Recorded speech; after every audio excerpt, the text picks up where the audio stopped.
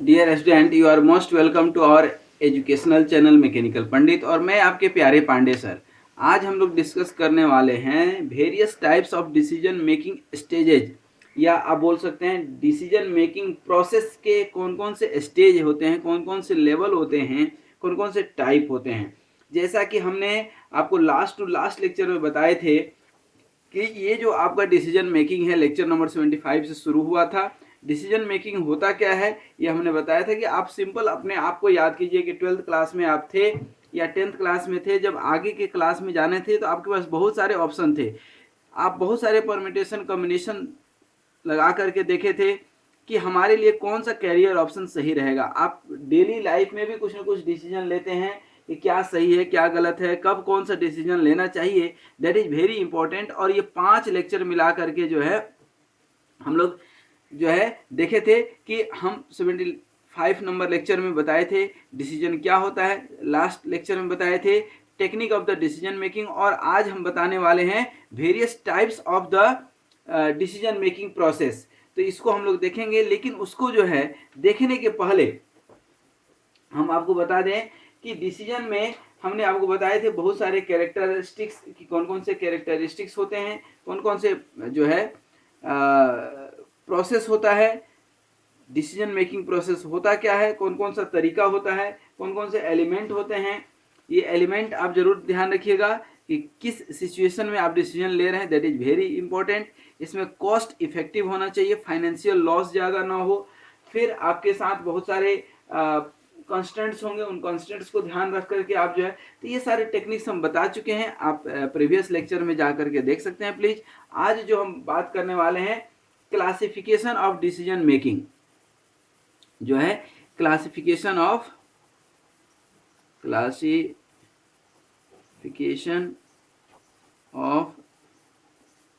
Decision making.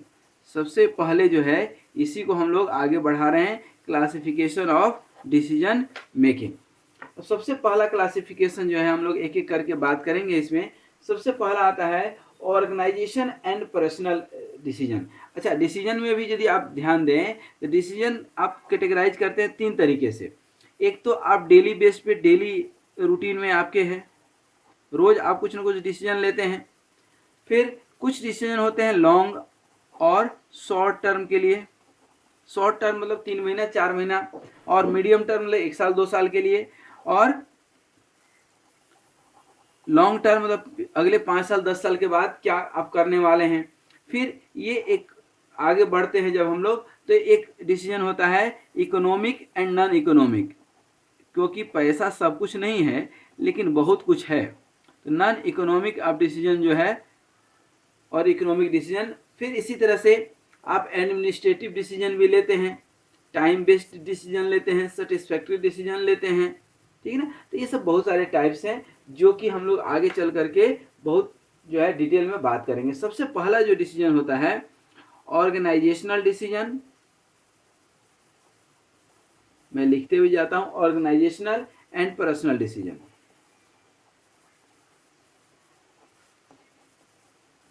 Personal decision, अब ध्यान दीजिएगा, ऑर्गेनाइजेशनल या पर्सनल डिसीजन की जब बात करते हैं तो कोई भी व्यक्ति विशेष जो है डिसीजन लेता है, किसी ऑर्गेनाइजेशन की ही बात चूंकि हम कर रहे हैं, तो वह एग्जीक्यूटिव जो है लेवल का होता है। वह डिसीजन उसको अपने पर्सनल इम्पैक्ट करेगा, या किसी इंडिविजुअल को इम्पैक्ट करेगा, या होल ऑर्गेनाइजेशन को इम्पैक्ट करेगा, ये सोचने वाली बात रहती है, ठीक ना। क्योंकि कोई एग्जीक्यूटिव मेंबर है, फिर उसके नीचे सुपरवाइजर है, मैनेजर है, बहुत तरह के लोग हैं, ठीक ना। एग्जीक्यूटिव मेंबर जो है खुद के लिए भी डिसीजन ले सकता है कि खुद जो है उसको क्या करना है, ठीक ना। अपने पर्सनल लाइफ में भी जो है डिसीजन ले सकता है कि हमें क्या डिसाइड करना है, किसी को नौकरी छोड़ के दूसरे कंपनी में नौकरी करना है, ये तो उसका अपना सेल्फ डिसीजन हो गया। तो ये डिपेंड करता है लेवल ऑफ ऑर्गेनाइजेशन, किस लेवल पे आप ऑर्गेनाइजेशन को डिसीजन लेते हैं, ठीक है। दूसरा होता है रूटीन और स्ट्रैटेजिक। अब रूटीन क्या होता है कि कुछ चीजें नॉन होती है, जैसे आपको साल में 4 बार मौसम चेंज होना है, गर्मी है, ठंड है, हमेशा उस हिसाब से प्रोडक्ट की जो है सेलिंग बढ़ेगी, घटेगी। हर मौसम में हर प्रोडक्ट तो इक्वली नहीं बिकता है। कुछ कंपोनेंट होते हैं जो सीजनल बेस्ड जो प्रोडक्ट होते हैं, वो सीजन के अकॉर्डिंग जो है उनकी सेलिंग होती है। ठीक है, कुछ स्ट्रेटेजिक डिसीजन होते हैं कि कुछ आपको रिस्क आ गया, कुछ अनसर्टेनिटी आ गई मार्केट में, तो आपको डिसीजन लेना है। जैसे आपको पॉलिसी डिसीजन लेना है, कोई पॉलिसी चेंज करना है, या कंपटीटर के खिलाफ जो है, या कोई स्पेसिफिक एडवर्टाइजमेंट देना है, तो वो सब जो डिसीजन होता है आपका स्ट्रेटेजिक डिसीजन होता है। ये strategic decision are basically very important and basically it is only taken at the top level management. ये जो होता है हमेशा हम लोग किस पे लेते हैं, टॉप लेवल मैनेजमेंट का काम होता है स्ट्रेटेजिक डिसीजन लेना। जनरली जो है दो तरह के लोग होते हैं, एक होते हैं वर्कर और दूसरे होते हैं, वर्कर का मतलब क्या होता है कि चाहे वो एग्जीक्यूटिव हो, मैनेजर हो या एक लेबर हो, सब काम करने वाले हैं। और एक होता है मालिक, मालिक से जो जुड़े हुए लोग रहते हैं वो मैनेजमेंट के लोग कहे जाते हैं। ठीक है, तो इसमें जो है पॉलिसी मैटर हो गया, या डेवलपमेंट है, या कोई इंडस्ट्री का किसी के साथ एमओयू करना है, मेमोरेंडम अंडरस्टैंडिंग, या कोई प्रोडक्ट में मॉडिफिकेशन करना है, या ऑर्गेनाइजेशनल जो है स्ट्रक्चर चेंज करना है, या कंपनी का ऑब्जेक्टिव चेंज करना है, या वर्किंग कंडीशन पे कोई डिसीजन लेना है, फाइनेंस पे डिसीजन लेना है, ये सब डिसीजन क्या होते हैं, स्ट्रेटेजिक डिसीजन होते हैं। और ये मैनेजमेंट लेवल पे होते हैं, हमने पहले ही लिख दिया, मैनेजमेंट लेवल के डिसीजन होते हैं। तीसरा क्लासिफिकेशन होता है programmed and non programmed decision. Programmed and non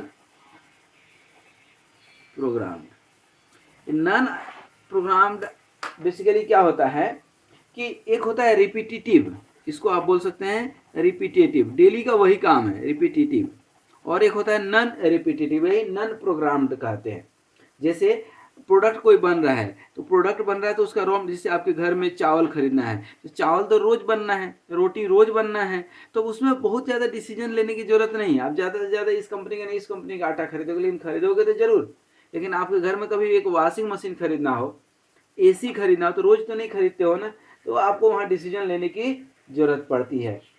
ठीक ना, कोई आपको हेवी डिस्काउंट देना है, कोई ग्रांट देना है, ठीक ना, वहाँ पे इसकी जरूरत पड़ती है। ठीक ना, कोई नया प्रोडक्ट आप डेवलप कर रहे हैं, कोई मार्केट में नया प्रोडक्ट लॉन्च कर रहे हैं, तो वहाँ पे इसकी ज़रूरत पड़ती है, अदरवाइज जो है और कहीं ज़रूरत नहीं पड़ती है। इसके अलावा जो है चौथा यदि हम बात करें, फोर्थ, तो policy and operative decision. Policy and operative decision. Policy and operative decision क्या होता है, आप ध्यान से समझिएगा। पॉलिसी मेकिंग, पॉलिसी हमेशा ऑर्गेनाइजेशन का जो है डिसाइड जो होता है टॉप लेवल मैनेजमेंट से होता है। ध्यान दीजिए, किससे, टॉप लेवल मैनेजमेंट के थ्रू होता है। लेकिन इसमें सभी स्टेक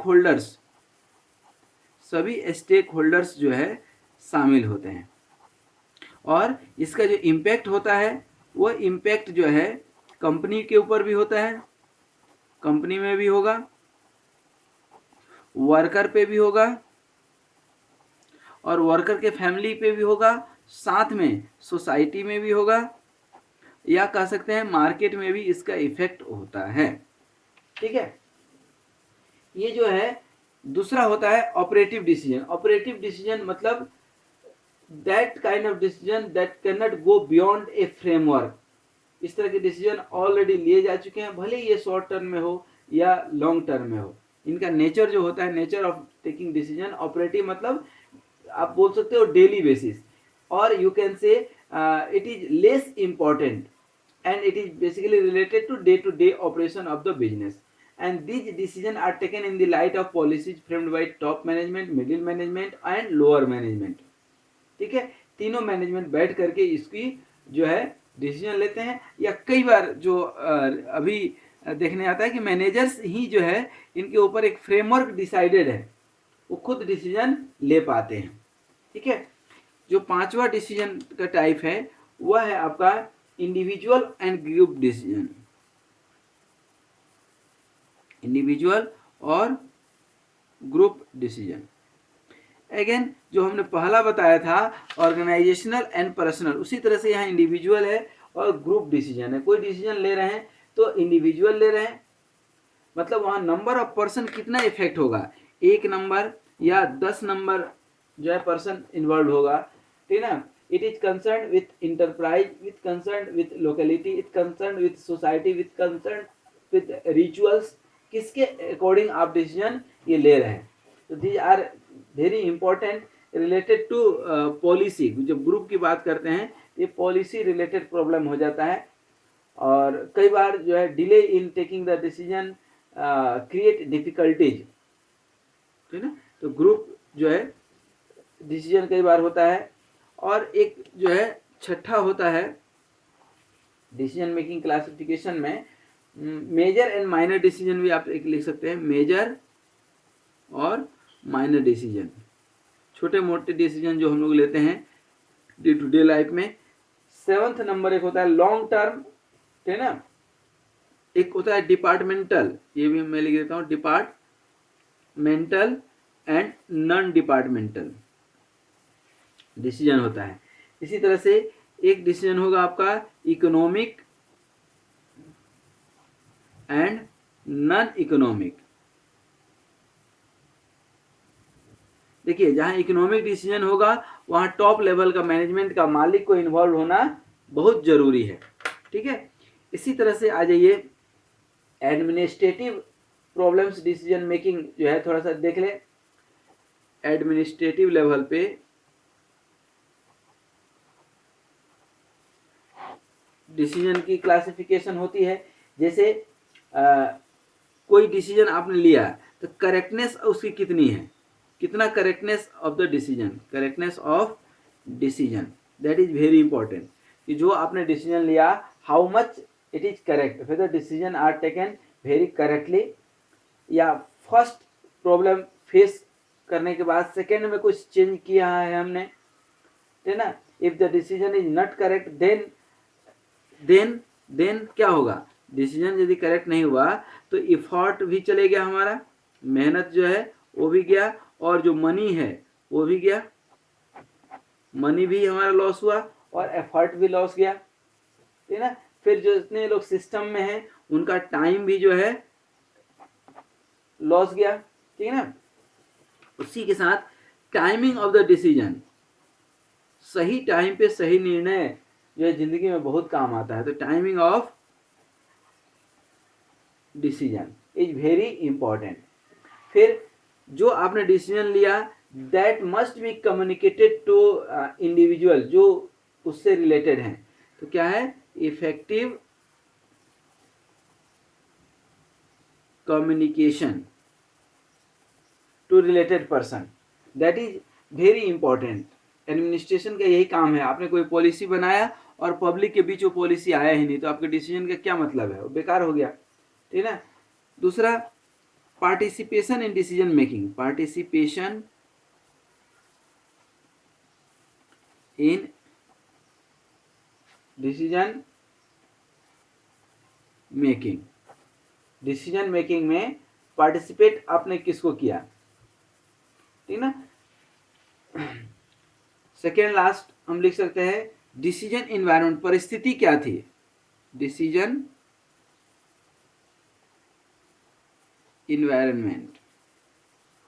और लास्ट हम लिख सकते हैं implementation of decision, implementation of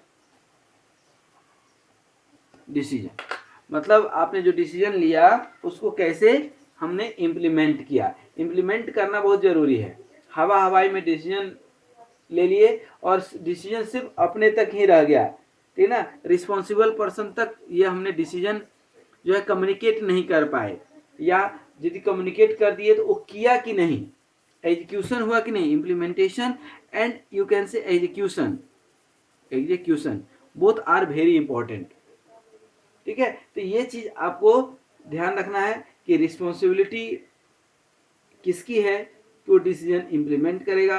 decision top level पे ले लिए कि हमें ये प्रोडक्ट बनाना है, और प्रोडक्ट बना कि नहीं बना, मार्केट में ये चीज़ लॉन्च करना है, ये एडवर्टाइजमेंट देना है, इस समय ये करना है, करेगा कौन? तो first of all define the individual who will be responsible for this particular implementation, decision implementation. तो आज हम लोगों ने बहुत इसमें देखा कि टाइप्स ऑफ डिसीजन मेकिंग में जो है सबसे पहले क्लासिफिकेशन ऑफ डिसीजन मेकिंग देखे कि organisational and personal decision, routine and strategic decision, programmed and non programmed decision हमने देखा, ठीक है। और उसके बाद जो है हमने देखे पॉलिसी एंड ऑपरेटिव डिसीजन, फिर इंडिविजुअल और ग्रुप डिसीजन, मास लेवल और इंडिविजुअल, मेजर और minor decision, departmental and non departmental decision, economic and non economic decision, और फिर correctness of decision, timing of decision, effective communication, participation in decision making, decision environment, implementation and execution of decision are the administrative part of the decision making classification। तो आज यहीं तक, हम लोग फिर next video में जो है ये स्टेज लेंगे। अदरवाइज एक ही वीडियो में क्या है कि वो लंबा हो जाता है, बहुत बड़ा हो जाता है, इसीलिए अपन कोशिश करते हैं कि उसको जो है नेक्स्ट वीडियो में हम लोग उसको इन्वॉल्व करें। आज यहीं तक। Thank you very much for watching this video. Be happy, healthy and keep smiling and keep watching this video in proper sequence to develop your basic concept. Thank you very much.